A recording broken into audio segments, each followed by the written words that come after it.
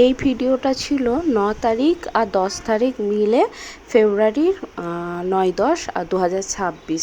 তো আমরা বাড়ি থেকে দক্ষিণেশ্বর থেকে গেছিলাম হাওড়া থেকে রাজধানীতে গেছিলাম নিউ দিল্লি। এবার নিউ দিল্লি থেকে আমরা গেছিলাম বন্দে ভারতে জয়পুর।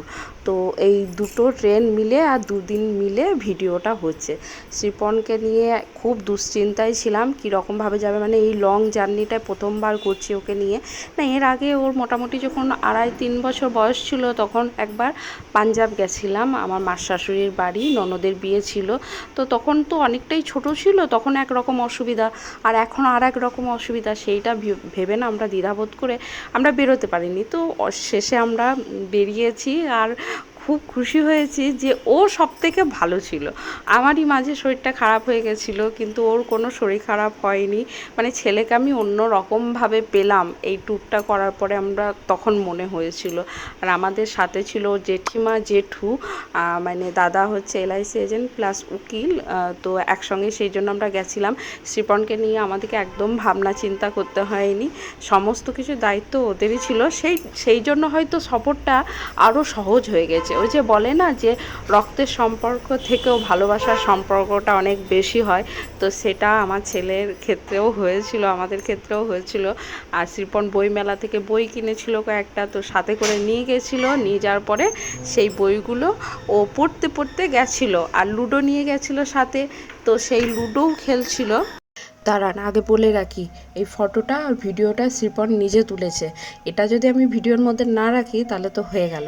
যখন এডিট করছি তখন কিন্তু বলছে আমার ভিডিও তোলাটা দেবে, মানে 6 মাস আগেকার কথা, ওটা মনে আছে। এটা জেনেই আমি ভীষণ খুশি। তাই বললাম না, কিছু রাখি চাই না রাখি, এটা তো রাখতেই হবে। এটা শ্রীপনেরই টিফিন আমি বানিয়ে দিচ্ছিলাম। তো তারপরেও খাওয়া দাওয়া করেছি, খাবার ভালো ছিল, খারাপ ছিল না। তো ওর পরেই আমরা নিউ দিল্লিতে, তারপরে বন্দে ভারতে আমরা গেছিলাম জয়পুর। তো ট্যুরটা আমাদের ভীষণই ভালো ছিল। 6 মাস হয়ে গেছে, কিন্তু মনে হচ্ছে এই তো কালকের কথা। কিন্তু যখন মনে পড়ার ঘটনা আসছে, মানে ভিডিওগুলো দেখে মনে হচ্ছে কালকের ঘটনা, তার আগে যখন এডিট করছি কি বলবো না বলবো, তখন আমি ভারী বিপদে পড়ে গেছিলাম। একে তো আমার কোনো কিছু মনে থাকে না, তার উপরে দিন মনে রাখা বিশাল ব্যাপার, সংখ্যা মনে রাখতে গিয়ে আমার জীবন বেরিয়ে যায়। এটা হলো জয়পুর স্টেশন। আমরা বেরিয়েছিলাম, তারপর এখান থেকে ক্যাবে করে আমরা গেছিলাম একদম সোজা আমাদের হোটেলে। তো সেটা বুক করাই ছিল, মানে ওই যে দাদা বৌদি তাদের ছেলে সব বুক করে রেখে দিয়েছিল। তো আমরা গেছিলাম, হোটেলের ভিডিওটাও আমি তুলে রেখেছিলাম, মানে এত সুন্দর হোটেলটা দেখে না আমি একটু তুলে রেখেছিলাম, বেশ ভালো লেগেছিল। তো সেটা আপনাদের সঙ্গে অবশ্যই শেয়ার করব, মানে রেখে দেবো। ওটা হলো আমাদের জয়পুর যাবার পর প্রথম হোটেল। তো আমরা ওখানেই যতগুলো হোটেলের মধ্যে গেছি, খাওয়া দাওয়া করেছি, সবগুলো কিন্তু ভালো ছিল। ওখানকার জল, আবহাওয়া, খাওয়া দাওয়া সমস্ত কিছু খুব ভালো ছিল, আমরা খুব ভালো কাটিয়েছি।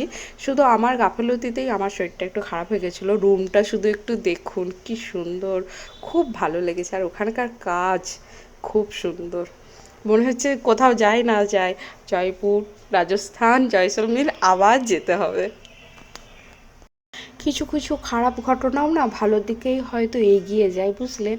কেননা আমার ফোনটা যদি খারাপ হবার পর্যায়ে না পৌঁছাতো, আমি হয়তো ভিডিওগুলো ছাড়তামই না। যখনই শ্রীপন বায়না করতো, ওকে ভিডিওগুলো দেখিয়ে ঠিক আছে পরে করব করে রেখে দিতাম।